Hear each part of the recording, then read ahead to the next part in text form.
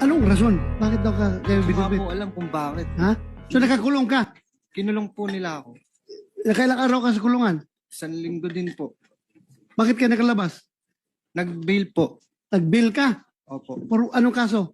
Direct assault po. Nakipagsuntukan ka sa mga pulis doon sa loob ng istasyon? Magagawa ko po ba yun? Ang lalaki ng mga katawan po niyan. Bakit naman nagkasult?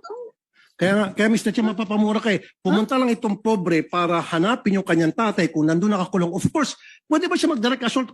Istasyon ng pulis yun. And then, kinulong siya, kinasuhan ng direct assault. Sino nagkulong sa'yo? Si Yung Bernardo kalbo. po. Ay, yung walang buhok. Dinadamay mo pa ako dito, Mr. Kuan, ha? Bernardo. Trouble you find you no matter where you go.